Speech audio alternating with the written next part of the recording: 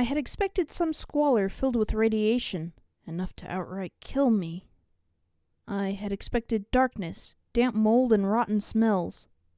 I had not expected to find a surprisingly well-functioning medical laboratory. Shelves of old liquids and materials lined the walls around workbenches, chemistry sets, and sinks. I saw a small flame lit beneath a beaker that was bubbling a nasty purple substance. Curtains at the back concealed patient areas that between the gaps looked long unused. In one corner, I could see a few blankets to make a rough sleeping area. The entire place was filled to the brim with chems, medical potions, and anti-radiation kits. Now, would either of you two moronic dipshits care to tell me why you came down here into an irradiated basement when neither of you have taken any Rad-X, neither of you have any Radaway on you, and the Pegasus there has a severe infection susceptible to balefire corruption? I had been about to compare the volume of his swearing to the amount of chems in the lab. I now knew where my share of swearing talent had gone, but it only took me a few seconds to register what had been said immediately. I stumbled into the lab, almost falling against a bed, before holding myself up on it. Brimstone marched in impassively, without a word as he looked around. I imagined he didn't care for the ghoul, only caring for the rad purge. But I had much bigger problems. Pegasus? I'm not a Pegasus. You fucking are, little one. He responded sharply before sweeping the blanket from the bed and tapping it with a hoof. I don't need to see your wings to know. Get on this right away. His voice held an authority to it. Without really knowing what I was doing, I climbed up as the ghoul magically threw a couple of radaways to Brimstone. Knock yourself out looking for what you need while I tend to the stupid bugger here who didn't stay away from areas that'll fucking kill him. There's no rads in here. But Luna, fucking damn it, you two. Just don't take anything without asking first. Fine. Clearly, Brimstone was content just to search and let me deal with this strange undead stallion. Get that fleece off! Come on! I'm not going to laugh. Not often I actually get to work my expertise on Pegasi here. So hurry it up! It was like he was late for an appointment. What was going on? Who was this ghoul?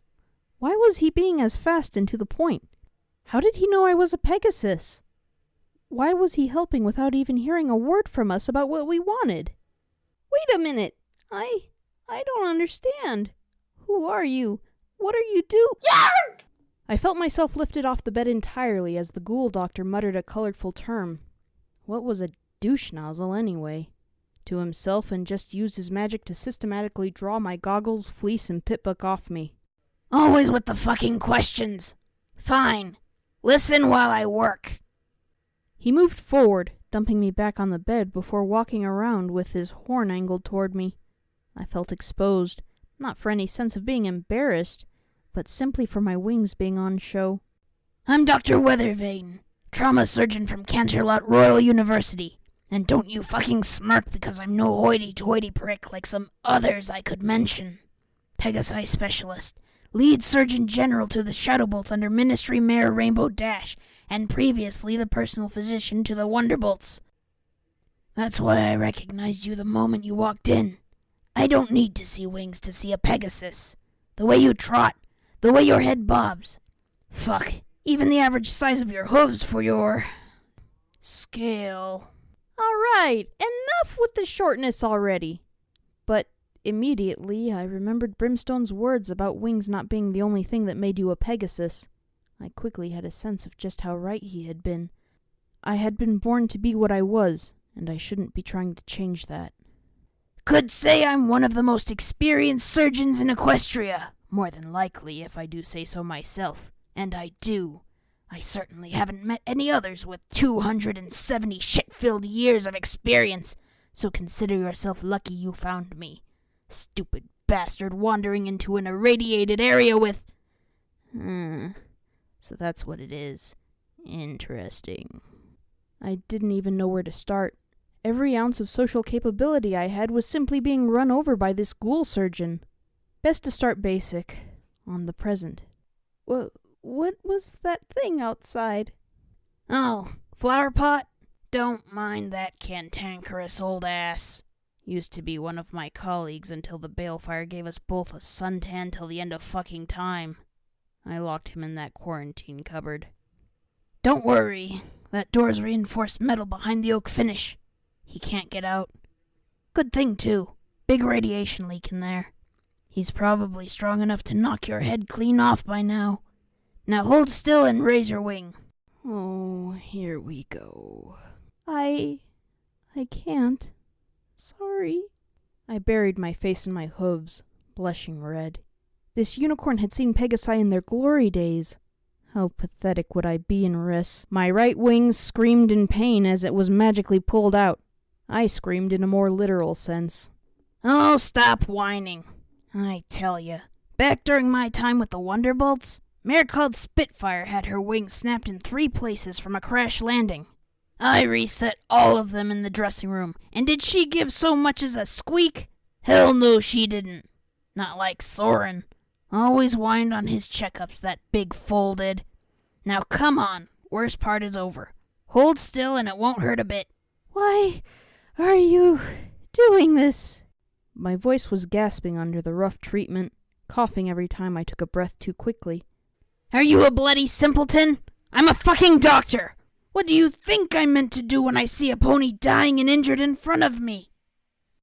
Silence reigned for just a second. Hesitantly, I cast a glance up to see for once he had stopped moving to match me. Only then did I finally catch the look in his eyes as I shifted uncomfortably. That look of pain because he was seeing another pony genuinely suffering before him. How many times had he seen that same look over the long years in the wasteland? Those centuries of dedication to a craft did not allow him to ignore me. I quickly began to gain a respect, even through the rudeness. He had taken the wasteland's horrors for far longer than, well, possibly any pony ever. Yet he still helped. Pain scared me, but for once I nodded. Even if he didn't truly show it, he was a true doctor. I finally saw exactly what the DJ had meant. Ghouls truly were ponies too.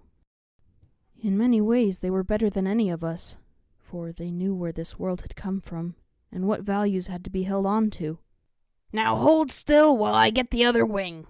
Celestia's fantastic arse, kid. How long has it been since you got these checked? After much wailing and cursed comments of how much of a fool I was, I eventually learned more as he went about his business. Weathervane, despite his somewhat abrasive manner, had taken to clinging to his principles to help him stay sane across the centuries. The results seemed to be some pony who was more determined to heal others than was generally socially accepted. An odd combination, to say the least. It was also why he had started working for Red Eye. Weathervane had lived in Philadelphia, or at least had originated here, before the war. This basement was his personal research and chem lab for the hospital he had actually founded and run above. Very quickly, the haphazard artistic design made sense as I now learned about Weathervane's insistence of efficient quality over aesthetic requirement. Even now, 200 years after the apocalypse, he had remained at his post. No matter who now ran the city, he still ran the hospital he had built, teaching new generations to staff it himself. I simply could not properly put in words how in awe I was of that sort of determination.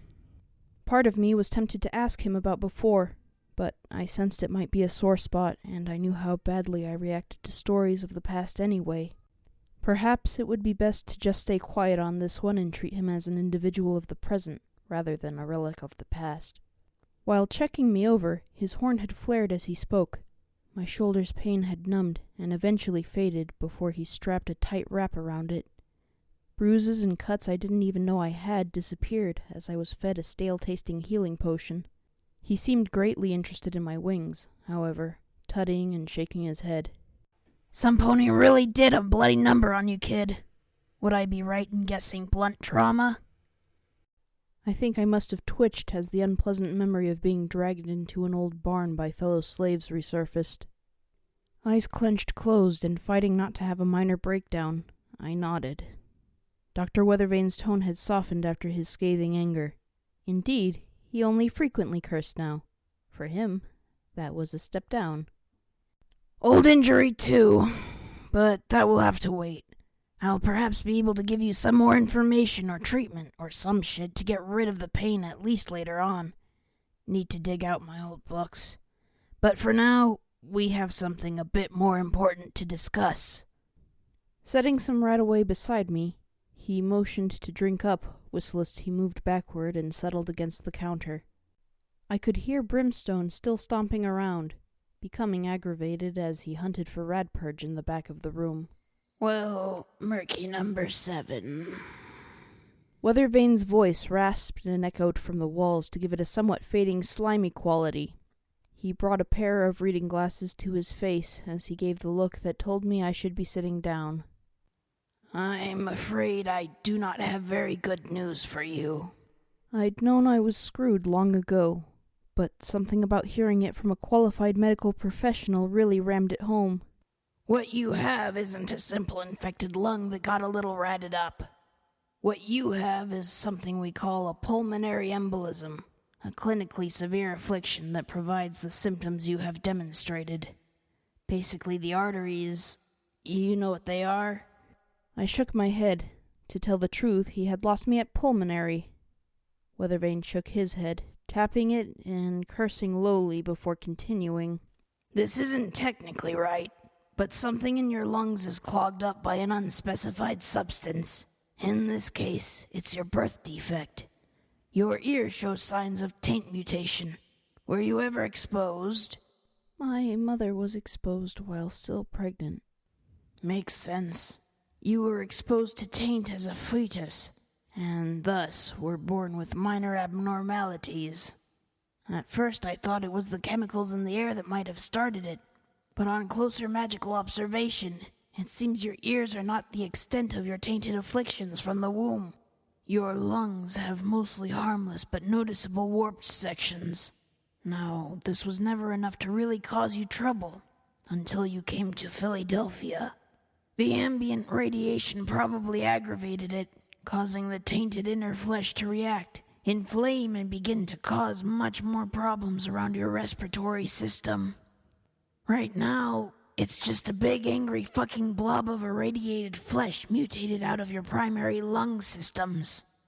Symptoms are just as you say you experienced. Shortness of breath, burning lungs, nausea, retching up blood, and immobilizing periods of coughing.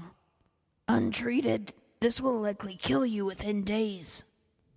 You already know that Radaway can stall or slow the process, but... Even Brimstone had stopped to stand, almost respectfully nearby. He looked at me with impassive eyes as I lay on my front on the bed, slowly sniffing. I couldn't even work up the energy to properly cry as I heard it all laid out bare. Then he dropped the bombshell. I'm sorry, Murk. The taint is not curable. That did it. I felt my breathing heighten as my chest rapidly moved from hyperventilation, before I finally felt my tear ducts let it all out. Curled up on the bed, holding my head in my hooves, I just shook and cried. And cried. This disease, it wasn't curable at all. Artery had lied or never really known. I heard Weathervane explaining it all, how taint that had been with me for so long could not be purged, about how even Ten Pony Tower's prestigious medical facilities would not be enough now. Taint just wasn't something the Wasteland was equipped to cure. If the taint were gone, he could have operated and fixed it. But with it? The most I can offer you is that regular use of Radaway will keep it benign. However, I know how hard this might be in Philadelphia. I can give you a good amount to get you started, but I must consider my long-term patients. Murk, I must stress this. You have to avoid radiation as best you can from now on. Even with Radaway, an intense burst like the one you mentioned from the Phoenix could, and probably will, kill you without immediate action and lots of anti-radiation medication. It's this city. If you weren't here, you'd likely be able to live normally with a little care. But in this damned place... I didn't reply. I couldn't. My forelegs were soaking damp with the overflow from my eyes as I just buried my face into them, wishing it would all just stop. But he continued, to get it all over and said, rather than leave more harsh words for later. Weathervane explained what to watch out for. I would become dizzy, tired, and very short of breath like I had while around Sooty, if it was reaching critical stages. Further than that, I would go into convulsions, bring up blood, and likely fall unconscious within the hour. I'd need some pony else to save me if that happened. If not, If no pony did, I would quite literally choke to death on my own blood. The limit for ambient radiation was a few days. To avoid serious symptoms, I would have to ingest at least one rat-away every day or so to keep it at bay. He had given me 5 in the bag. In combination with Protégé's gift, I had 8. 8 days. Perhaps a couple at most if I rationed. Less than 2 weeks. But I needed to survive 2 years if I couldn't get out. It all felt so impossible. So unfairly stacked against me. Why me? Why always me? I ignored Brimstone and Weathervane as they talked. Instead, I simply lay down quietly and found myself staring blankly at a wall in Weathervane's lab. In a fit of need, I had switched on my Pitbuck's radio to listen to. I needed something, anything to help give me hope now. Now I've been getting an interesting little question lately. Or at least I've heard it's been asked in all those little towns around the big old equestrian wasteland these days. DJ, they ask, at what point have we won the good fight you always want us to follow? Well, children, that is a very good one. You know that I am known for the truth, fellow ponies, so I will not lie. I really had to think on this one. At least, all the thinking I could manage while I could find silence. What, with my number 1 assistant and her newfound friend both together in the area?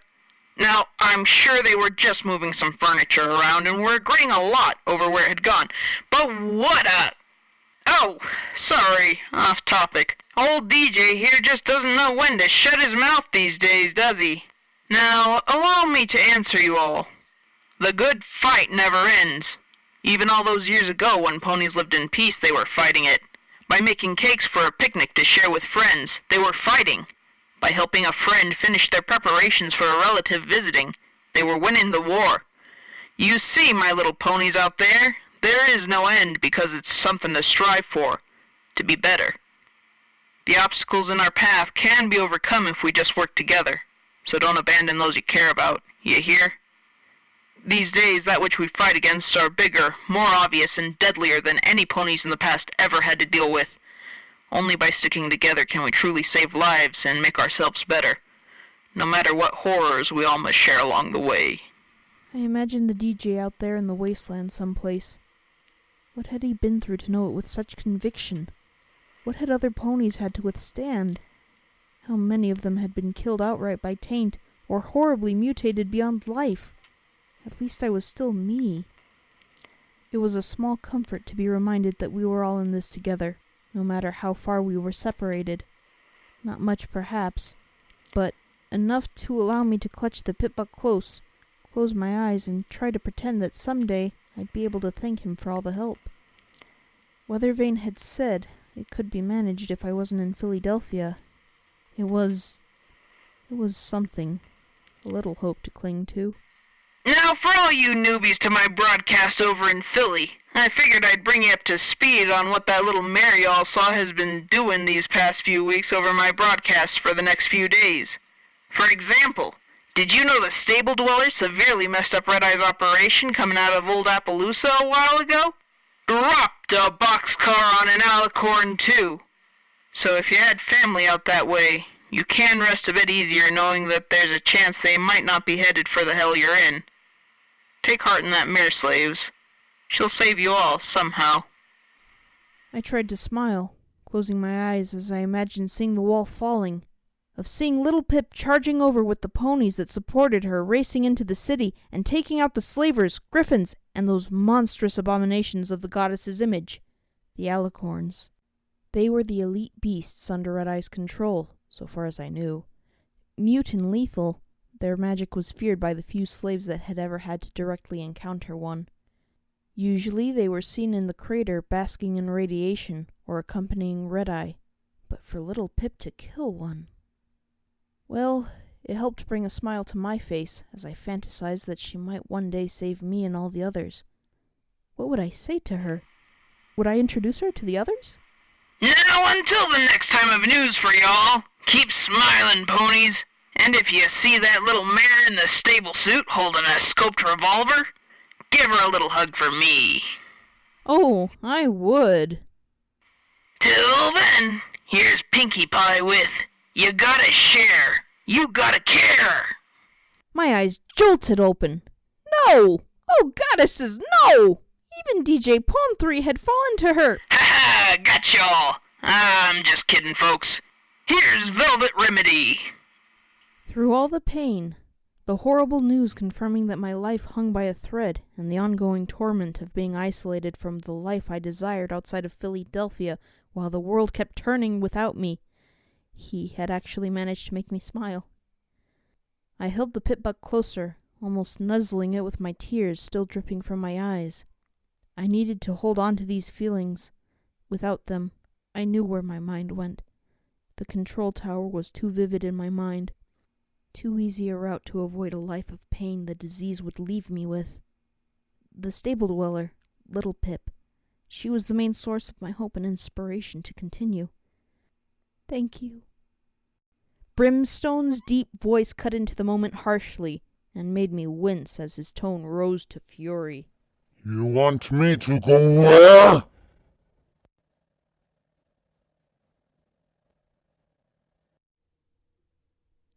I had missed the majority of Brim's debate over the rad purge.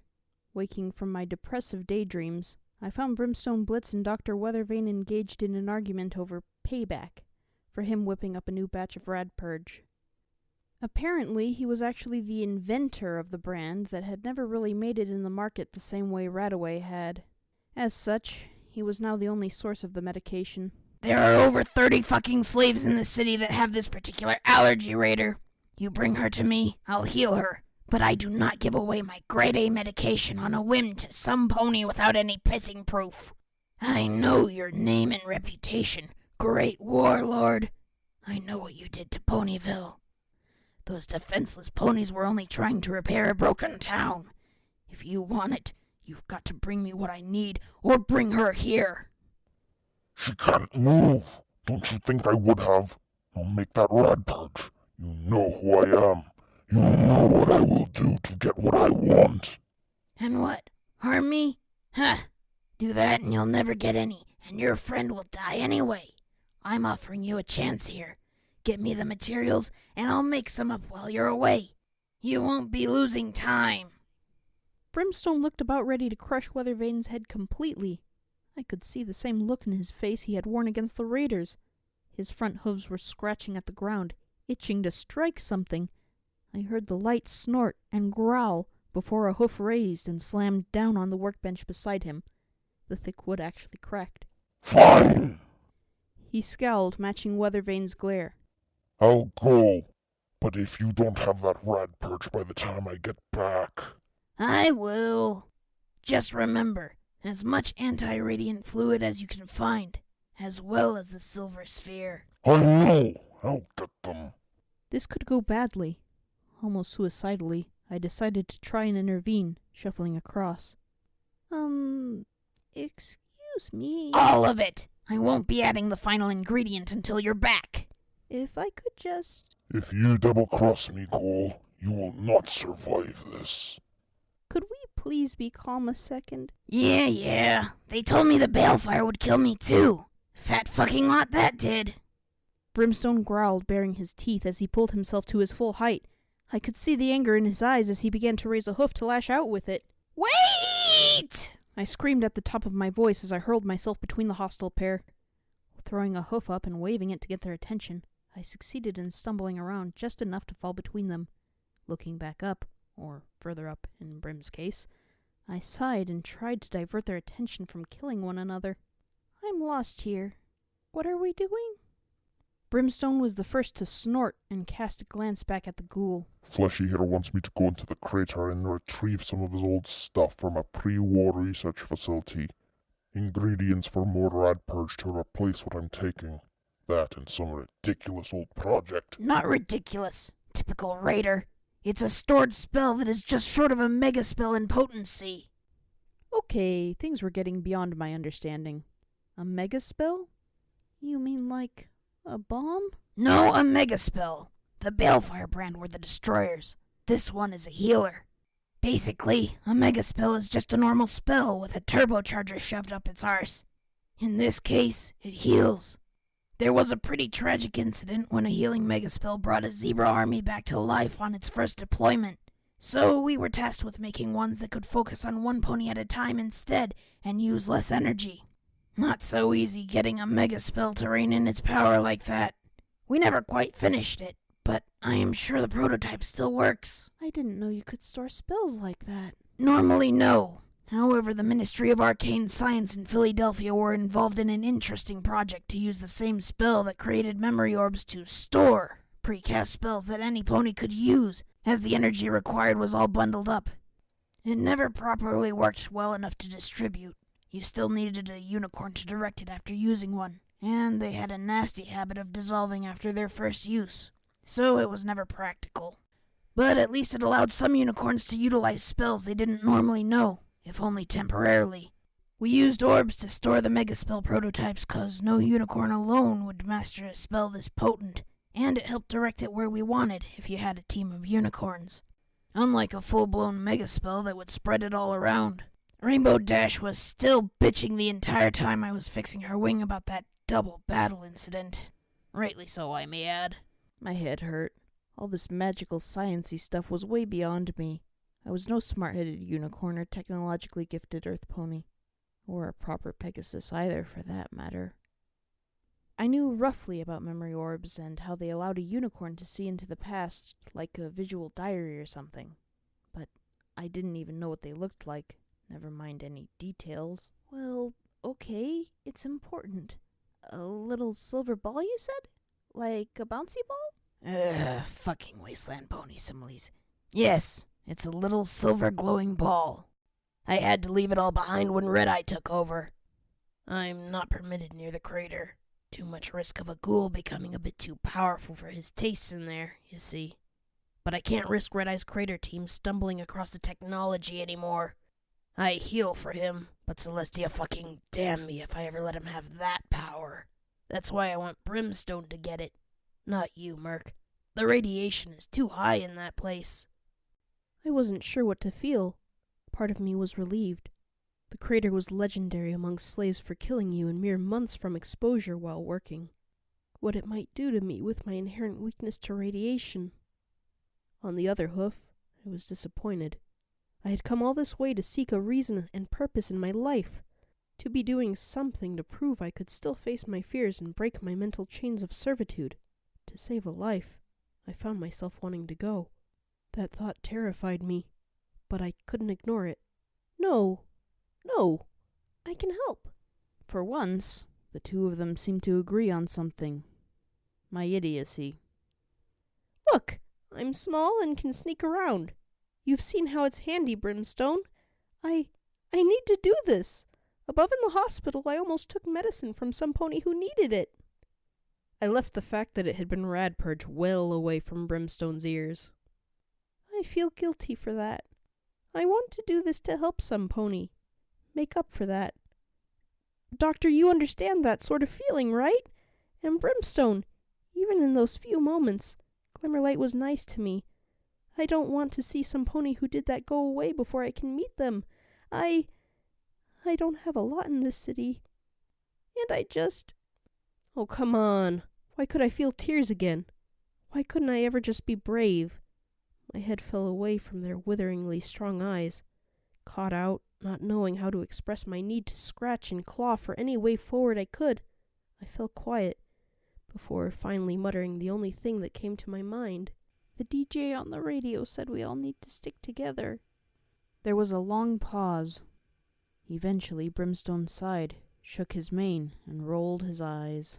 If you want to come, you can. Just know that you will not be my priority. If I have to choose between you and Glimmer, if you get sick, you can crawl. Weathervane matched the rolling of the eyes as he turned away to his instruments and began setting up beakers and small flame burners. The times when I could hold a patient back are long gone now. If you do go, I imagine I'll be seeing you very soon. Either in intensive care or an autopsy. But He sighed and magically grabbed 2 bottles of pills to toss to us. if you are going, take this. It's Radix. It'll help your immunity levels a little. You take it too, Raider. Grab that healing potion from the far desk, too. Chances are you'll need one. Fucking hell, what is it with wasteland ponies being so bloody stupid these days? The rats in there are liable to kill you in less than an hour in your condition, Murk. Just move as fast as you can or something. Still a fucking stupid move. I thanked him. Even if Weathervane didn't show it, I could see he was saddened by my choice to put myself in danger. I didn't dare ask him about it, or I was afraid I'd be swayed to stay out by fear of any logic or frank common sense he might use to convince me. The Master had nearly broken my confidence to rebel, but the urge to save a life, to gain an ally, was all I had left to prove he hadn't completely shattered my freedom yet. If I could help in any way to improve her odds of survival, even if I had to put myself into the very environment I'd just been told was the most dangerous thing I could ever do, I had to do it. The healing potion went into my saddlebag along with the Rataway. I'd have to leave most of it at the mall to not risk carrying every piece of my required medicine with me. As Brimstone left, I turned back. There were a couple things I wanted to ask. This megaspell, it wouldn't cure taint, would it? Weathervane just shook his head without even looking at me. His entire body seemed to slump a little. I hadn't held much hope for it doing that, but even so, I felt a painful pang of inevitability setting in again. Okay, one more question. Then I had to get going. Just for my curiosity. Doctor, why do you swear so much? Weathervane turned back to me, raising an eyebrow. Son, I grew up in a world of peaceful glory and happy memories. I remember leaving my door unlocked during the day because I knew it was safe. I remember the days when you could trust any pony's word. When I could smile as I woke up next to my beautiful wife because I knew it would be a good day. It always was. Then the war happened, and all that changed. Everything Equestria stood for was torn apart by senseless fighting and death. I witnessed what we once had corrupted by those who sought to save it. You don't know what it was like, son. I saw the perfect world burned asunder by the flames. I awoke in a land I no longer recognized. Those first few years were a living hell. There were no settlements like now, no factions or groups, no trade. It was every pony for themselves in the most brutal chapter of our entire history amidst the baleful, still warping, and burning what was left into devastation. Ponies gutted one another for anything. Violence was the only answer. Even after seeing our world scorched, we still fought. Things mellowed, but the more I see this future, the more I'm convinced it's all just an ever-lessening shadow of what we once had. Like a dream that fades the longer the day goes on. You think we could ever go back to the way we were before? And here I am, cursed to witness it all through the years. Such long years. My imagination was overflowing. I fought to not cry again as I watched his eyes glance listlessly to the side at a photo frame I couldn't see, before he laughed without any true mirth. A horrible sound from a ghoul. And you ask why I swear a lot. You could say I've learned to just not give a fuck.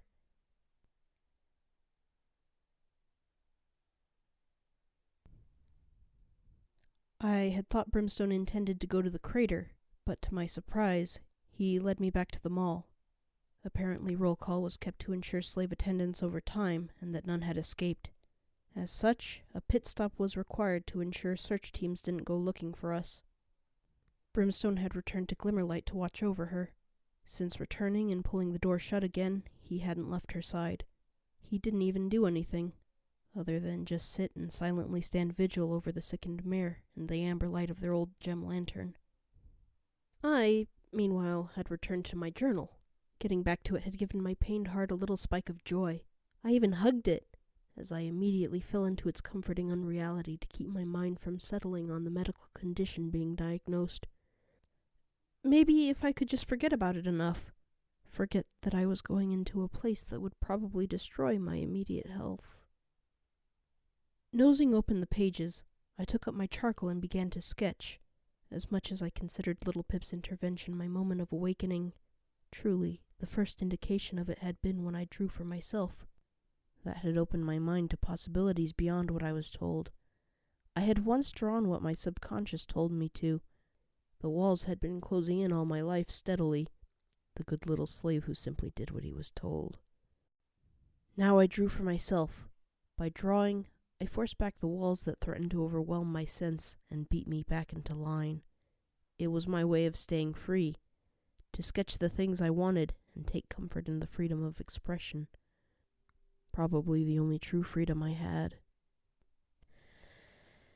Imagination flowed through my mouth, holding the black writing tool and onto the yellowed parchment, as flowing lines began to piece together the shape I knew they would. I wouldn't enjoy the result, but I needed to remind myself of this forever. A pony's head, yes, but all mostly covered by a blanket. Loose hair from braids and a ponytail. I sat back thinking and looking over at Glimmer, shivering from her illness. She clearly wasn't going to last much longer. A pang of sadness flew around my mind at imagining her dying after having gone to these lengths. Immediately afterwards, I looked back at the drawing and saw the mare from the hospital. I had drawn her curled up, eyes clenched in pain as her own sickness reached the same point. It hurt to look at, to know it was immortalized in print, but I needed it. I needed that reminder to keep myself in line when I got too desperate. What if she had some pony she cared about out there trying to help her as much as I was trying to help Glimmerlight? How would I have felt if some pony had taken Glimmer's last hope? I had become a thief to help myself survive as a slave. I had stolen from ponies who I felt deserved it. This time, I'd come dangerously close to falling to the other side. I'm sorry. My hoof patted the paper lightly and finally added the caring nurse bringing the rad purge. No, I drew the line at harming others to get what I wanted. If that was ever the price to get out of Philadelphia, then it was much too high a cost. My lungs ached and convulsed. Only barely in time I got my mouth away from the drawing before coughing all over the floor. Despite it all, Weathervane's healing had helped for now. The cough was harsh, but held none of the burning that signified true danger. Combined with his radix, perhaps I stood a chance after all. Getting to my hooves, I slid the journal into my saddlebag and turned to Brim. How long till roll call? 15 minutes. If you aren't back in time, I go alone. So much for saying I was about to go out for a bit. Clearly Brimstone guessed ahead when he could, but then that was probably pretty important in order to be a raider warlord. I trotted out into the mall, finding most of the raiders were asleep or off on work detail. Glancing upward at the balcony overlooking the shop area that acted as our pen, I wondered just how to justify to Protégé that I'd figured out about the illness. The entire area was pretty dark, so much so I wondered if it was nighttime. In Philadelphia, it was easy to not quite notice sometimes the difference between heavy smog cover or a true night. Heavy shadows drew odd lines across the mall from the skylight above, while slave pens were voids of black mystery to my eyes. Did they contain raiders? Normal ponies?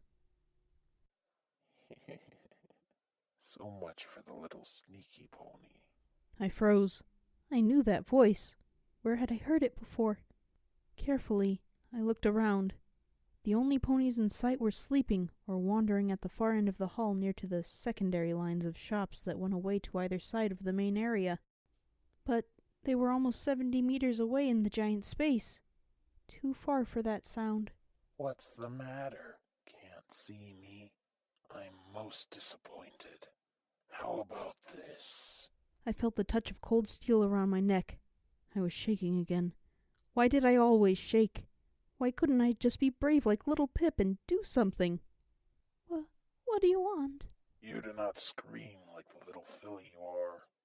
Like before, when my boys had your wing. Now turn around. I want to speak properly.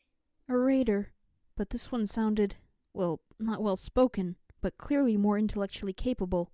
The only reassurance I had was he wasn't killing me immediately. I turned. He was standing right behind me! Where had he come from? In the last couple of days I'd begun to feel a little happier about my ability to sneak around, but this was something far beyond me. He was a unicorn, clad in shredded black leather with a dark blue coat so close to black it almost matched his clothing. His long mane was a dark gray, almost black itself. No wonder he'd blended in so well. He was just off black enough that you might pass your eyes right over him. What shocked me, though, was his magic. The glow around the small scrap craft knife was black and almost entirely invisible. There we go, little filly. Think I'll call you that. Seems to suit you. Ain't strong enough to be a buck. I mean, look at me. I get by through being a sneakier bastard than any pony, and even I look like the old warlord compared to you. Now I'm not gonna talk long, so you best listen. As I hear, you can do that well. I gulped and nodded. Internally, I was praying for Brimstone or Protégé to appear. This stallion was terrifying me. What was that on his cutie mark? A loop of razor wire? My name's Barb, filly. Used to be one of the warlord's big four, until he went funny on us. Yeah, it's Barb, 'cause I'm sharp as razor, and I don't need something big to sever your life quietly, when you least expect it. Now listen closely. I know you got out. Simple, really. You went out an air vent and came in again through that shop. I was watching. I'm more patient than that old bastard ever was, so don't try and claim otherwise. But it's nice to see some pony like you trying to walk the path I did, stealing and sneaking to get by. I highly disagreed about the path, but for preservation of my throat, I nodded. So let me cut you a deal. I'm gonna admit to you something here. Shackles thinks I'm an informant for him, so I'm in a good position in this here place. I feed him what he wants to hear about us raiders, but he doesn't realize we aren't just mindless idiots. Some of us, but not me. The informant! I knew I'd recognize that voice in the vent. That's all you get about my long-term goals for now, filly. But let's talk about my deal. You want to be sneaky? I'll teach you how. You get me supplies to make explosives from out there back in, and I'll reward you with survival skills. Leave anything in that vent you got out by. I'll check it by the hour. Now go about your business. And don't say a word to the warlord of me, or I'll shiv you in your sleep. You don't want to cross me, but Barb's bloodletters could be a very valuable ally in helping you get out. You'll benefit. Shackles may be your true master, but I'm the master of the shadows, and I am the most absolute peer you will ever need to know in our field of talent. And let's keep it secret between us two. I shook as I tried to process all this. So many ponies wanted some things in Philadelphia. Why did they all keep demanding it of me? Why did I have to be the weak one they all saw as easy prey to bully into doing things? I'd rather just not get involved. No thanks, I stammered, gulping. His eyes narrowed as he leaned closer. His voice took on a darker, more aggressive tone. I wasn't asking. Barb seemed to melt back into the shadows as he grinned at me, his oddly white teeth being the last thing to disappear as he once again became one with the shadows.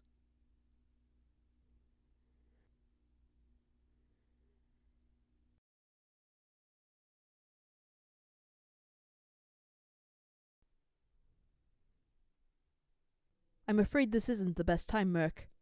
Protégé was speaking quickly as he cantered back and forth in his office with urgency. I sat on the floor amidst his activity, watching, somewhat amazed at how coordinated his telekinetic abilities were at knowing exactly where everything was in this mess of an office. I hadn't wasted time coming here. Barb had lit a new fire of terror in me. What was I supposed to think about a pony who even I couldn't hear coming, and who was forcing me to steal for him, in return for tuition at theft and creeping around in return? The skills could come in handy for escaping, of course. He wanted to wreck Red Eye's operations? Well, that was fine by me. If I learned how to sneak by the wall in return, that was fine too. But he was one of Brimstone's old raiders. I hadn't trusted him at all.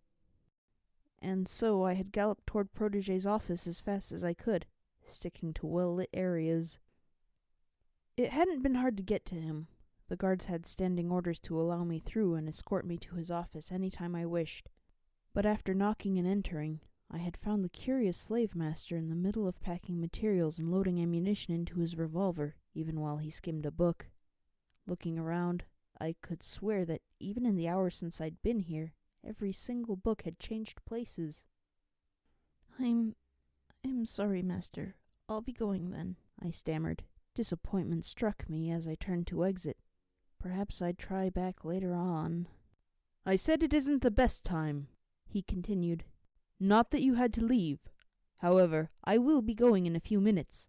I've received an urgent message from Master Red-Eye requiring my immediate attention. I looked at the revolver as the scope cover slotted into place and it floated to his foreleg holster. He was wearing the battle barding that had once sat on the hook and loading 2 saddlebags full of rat-away, medical potions, ammo, and, of course, a book.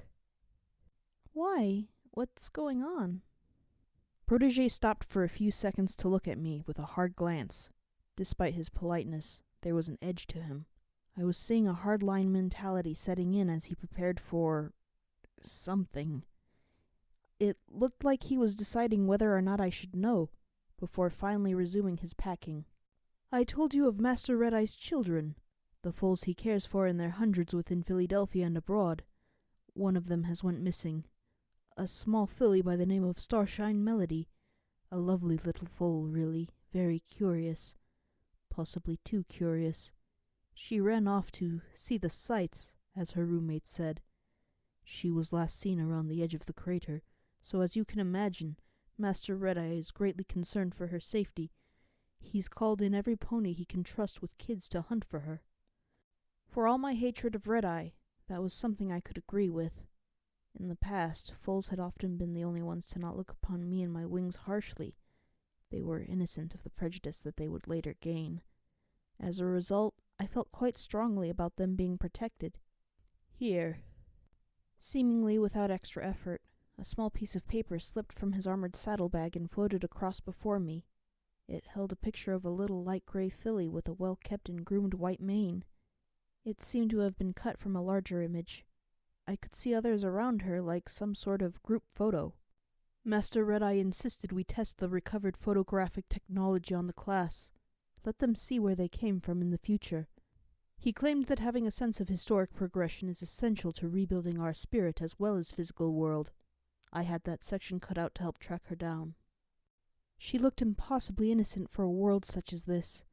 I began to see why Protégé had so much respect for this angle of Red-Eye's. They looked clean, well-fed, and intelligent as they all sat there smiling with childish joy. It could have been a pre-war photo. Starshine Melody in particular had a big, jolly, and somewhat cheeky grin. I began to feel my own worries for her safety tug at my heart. I hope she's all right.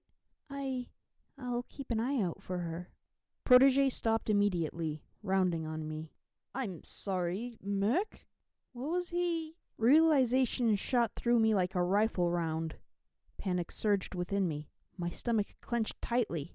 I mean, as in, if I'm ever nearby to the area, you know? I grinned as wide as I could, trying to shrug. Like, with the slave work and, stuff? Protégé didn't look too convinced, but his haste to make tracks led him to apparently cast his doubts aside as trivial for now. Trotting toward the door, he signaled me to follow, as he closed it behind him. My apologies if you could not broach your own topic of conversation, Merc. I assure you I shall try to find some time to talk to you. I am glad to see you are looking healthier than when I first met you. If only he could have seen deeper. Yet, all the same, the compliment was unexpected. Very few ponies said such things to me. He began to canter down the corridor. Not knowing what else to really do, I followed him until my own corner back to the plaza. In the darkened night, the shop cells were scarcely lit, only by an ambient red hue through the boarded-up windows. Protégé didn't even stop at the junction between the entrance and the shop area, kicking up centuries-old dust in his wake that continued to swirl in the airless corridor long after he was gone. Good luck, Master? Thank you, Merc. Good day. Ragini? He accelerated into a gallop as I saw his associate and bodyguard come bounding down another of the concrete hallways and join him. Watching them go, I sighed and turned to head back to the cells.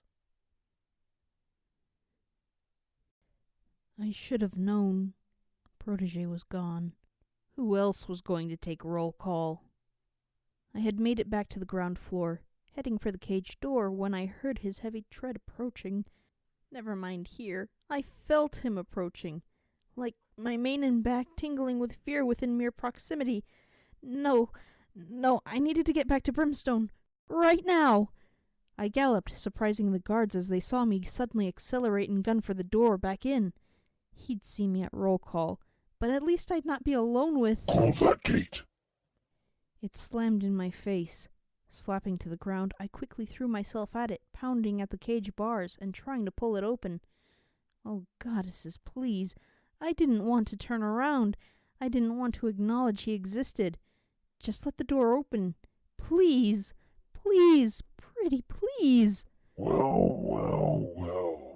Looks like our little number 7 decided to start being teacher's pet to the upstart. Isn't that cute?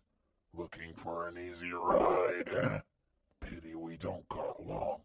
But I want a little chat with you before we do roll call. Come here! I felt repulsed, screaming as I felt his hoof pass right around my body and yank me upward to be held up against him. Holding me forcefully close, he eventually ended up dumping me in the corner of the guard room outside the cage door. My natural instincts were to find a small place. I retreated right into it and cowered. I hadn't looked at him yet. I didn't want to. I'd fallen right into what he'd known I would do. With sadistic glee, he trotted forward, his huge bulk filling my peripheral vision as I was backed right into the corner. He kept moving forward, far closer than I had any real pleasing of. Any pony outside would have barely seen me in the corner below him. So you survived the raiders. Good. I can see I'm going to have a little more time to properly break you in, shall we say, number 7. You'll understand the chains that bind you soon enough, all over again. Yes. Yes, what? His hoof slapped me around the face so hard my skull cracked off the wall. I felt that tooth loosen again after Weathervane had just fixed it. He was my master. That tooth was beginning to become my reoccurring reminder every time he struck me for being disobedient. It made my eyes water. Or was that with fear? I didn't know. I just curled away from him as best I could, shrieking what he wanted to hear. Yes, master! You tried to escape me once. That won't happen again, will it? No, master. At this point, in this situation, I couldn't say otherwise. Try as I wanted, I couldn't beat the slave I was born to be from forcing itself to the fore and controlling me while he was around. Good. No point in running away from those closest to you after all, is there? He laughed sickly right into my ear. I still hadn't looked directly at him. I kept trying to picture my drawings. Please, anything but that face so close again. I suppose I mean a lot to you. I should. We're closer than any pony else in this place. Each of us born to be around one another. But more than that, I did a little checking on the records of your slave life that are still around. Turns out I visited Shattered Hoof, where your mother was a slave. Oh, some months before you were born. I hadn't forgotten his theory before. but this brought new levels of chills to my heart. But then I noticed something else. His voice took a malicious tone all of a sudden. Look at me, number 7. Look at me! His hooves wrenched my head around as I felt spittle spray across my head. With a yelp, I opened my eyes out of fear alone as that sweaty, filthy, and disgusting face bearing a rotten grin bore down on me from mere inches away. Between the wall and floor behind me, he was leaning right over into my personal space once more. His oddly light green eyes wouldn't let up from staring at me, unblinking. I could see every detail as close, every filthy strand of his mane, each rotten tooth, that odd scar I'd never noticed before that ran under his mane from his left ear to just above his eye. One hoof pressed me right down into the corner, backing all my space to less than about my own body's size. Recognize anything? I couldn't even shake my head. How about now? He held a mirror up with the other hoof. I saw my own tear-filled eyes looking right back at me. I didn't understand. That was me. What was... my eyes? Light green. I didn't know if he was simply lying or not.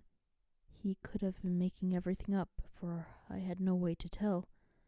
But as he drew the mirror away, and I saw the color, shape, everything remain almost exactly the same, I couldn't help but feel a sick sense of belief in what he said. Through that moment, through him laughing in my face and roughly hurling me back in the shop pen, I had to actively force myself to believe he was lying. I had to.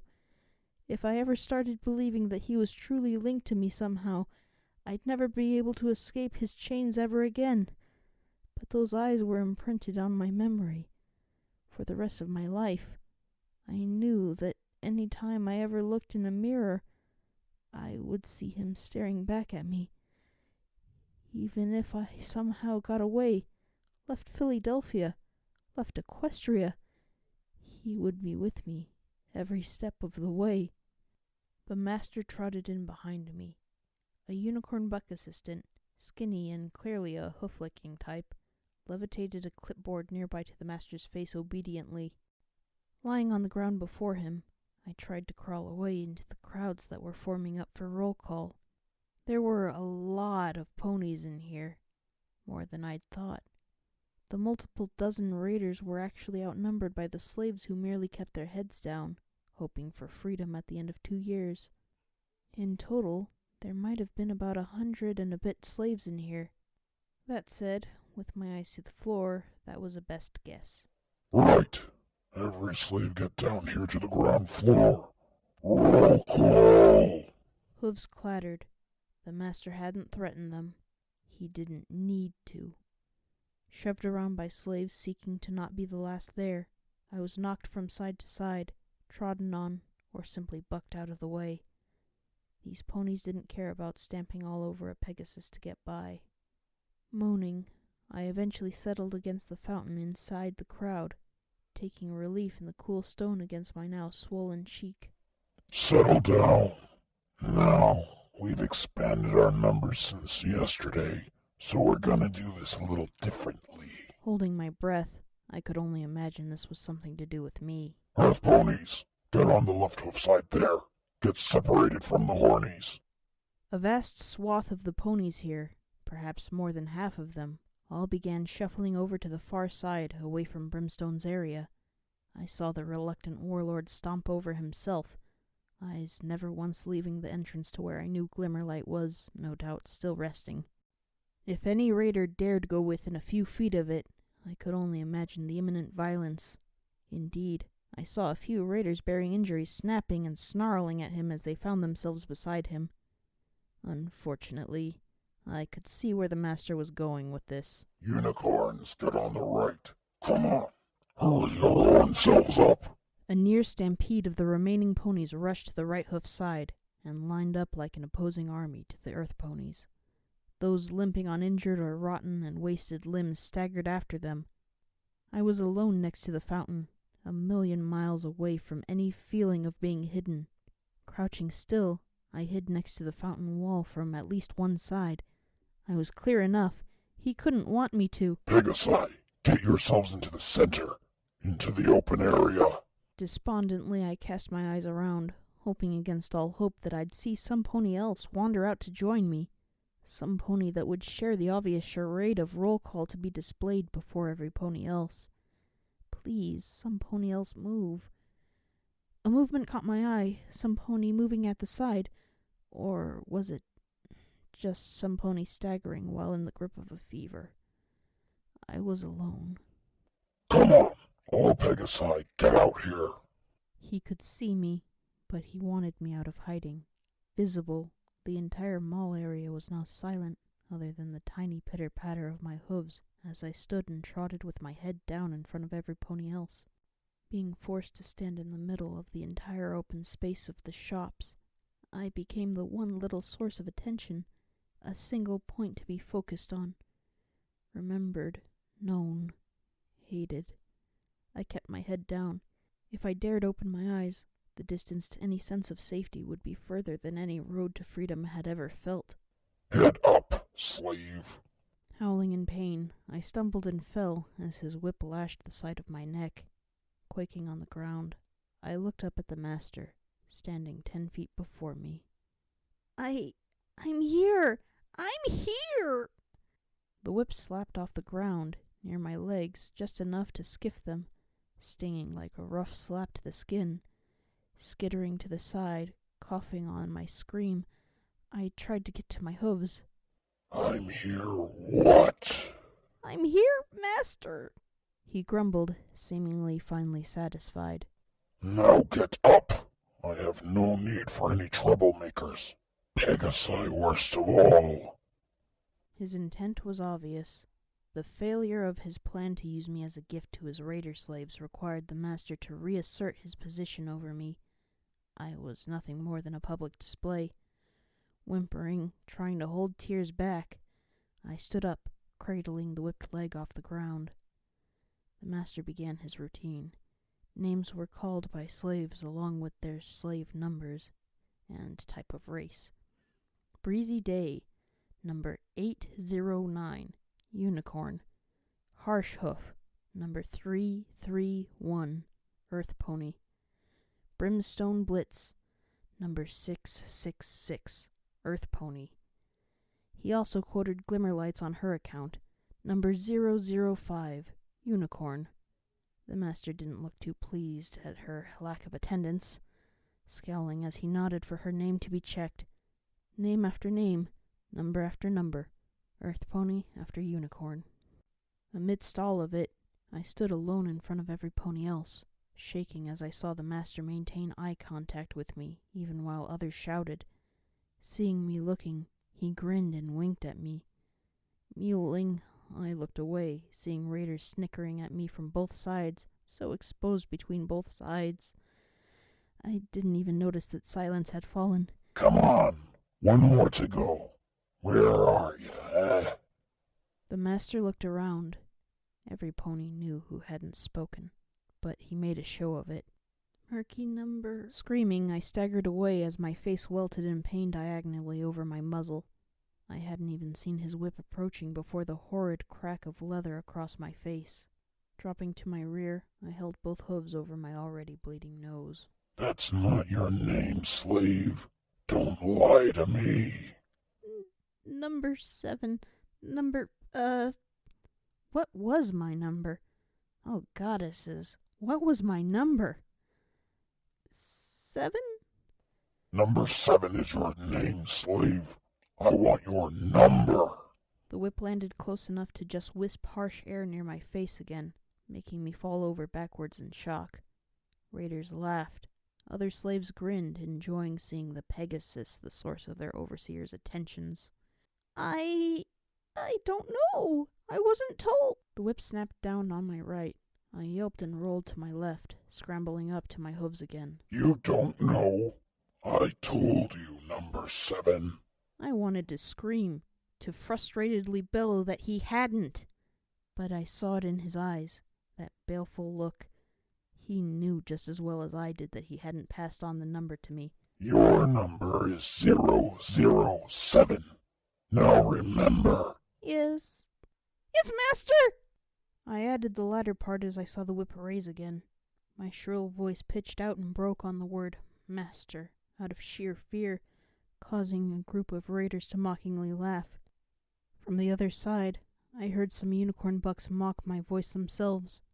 Somehow I felt that if it had been me to talk, I'd have been punished.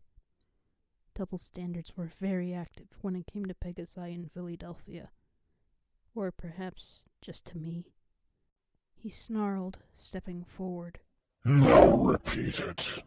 Number 7. Good. We have progress. The surrounding slaves and raiders lit up a small snicker with him, taking their cue well. Number 007. Very good. We'll make an obedient little slave out of you yet. Now, last part. Come on. My voice almost sighed as I spoke. Pegasus. What was that? Speak up, number 7. Pegasus. He drew back the whip. Tensing up, I whined at seeing the wind-up before it came down. It didn't miss. It landed directly on my fleece, striking my right wing beneath it. I felt the fragile bones and dead muscles spasm and flare in pain. Crying out, I staggered to the side. I said, speak up, loud and proud, so that every pony can hear. Twisted genius. Loud and proud. The feeling many ponies in here had about Pegasus' attitudes. Arrogant and self-centered. The master, he knew exactly what he was doing to me. I took a breath, the whip looking all too likely if I didn't. Tears in my eyes, I closed them and shouted to the skies above, the ones that would never hear me, to answer or come down to aid the one Pegasus it had lost. Number 7! Number 007! Pegasus Master! He mockingly looked impressed, before grinning and chuckling. Oh, how proud you are, eh? Well, get used to being down amongst us landlubbers here, slave. Back to your dwellings, all of you. The slaves moved. Brimstone headed directly back to watch over Glimmerlight without so much as a glance at me. Raiders joked and voraciously laughed at the display they had witnessed. Some slaves still saw my voice as some sort of running gag. Others scowled as they muttered about the sky lovers. Alone, I just lay down on the spot as every pony whirled around me in their own ways, stuck on the ground amongst hatred. I shivered with my head hidden under my own hooves amidst one of the few remaining beams of light that centered right down on me. It cast a spotlight upon me, one that held me alone from the entire darkened nighttime mall. I didn't care. I'd already been held out on show enough that this was nothing for them to see me upset. I didn't even dare move until Brimstone finally returned to lightly nudge me and signaled that we were leaving.